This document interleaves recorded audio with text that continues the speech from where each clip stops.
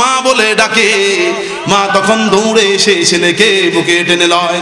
আমার আল্লাহ মায়ের চাইতে লক্ষ কোটি গুণ, অগণিত গুণ বেশি বেশি বান্দাকে ভালোবাসে।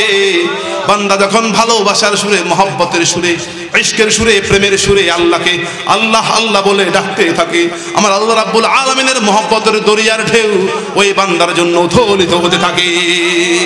ওই দরিয়া দরিয়া नहीं जिस दरिया में मौज नहीं, वे गुलगुल नहीं जिस गुल में बू नहीं, वे दिल दिल नहीं जिस दिल में मोहब्बत इलाही नहीं।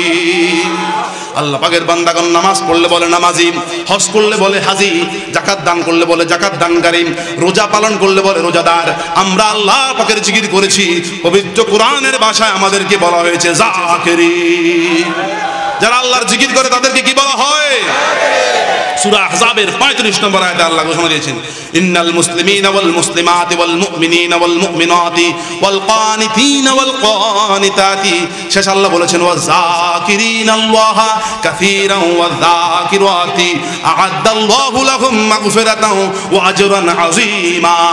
নিশ্চয়ই বেশি বেশি জিকিরকারী পুরুষগণ, বেশি বেশি জিকিরকারিনী মহিলাগণ, আমি আল্লাহ ওয়াদা দিচ্ছি, প্রতিশ্রুতি দিচ্ছি, তাদের যাবতীয় জীবনের গুনাহ খাতা মাফ করে দেব এবং কাল কঠিন কিয়ামতের ময়দানে তাদের জন্য আজরান আযীমা, অনেক বিরাট পুরস্কারের ব্যবস্থা করে রেখেছি।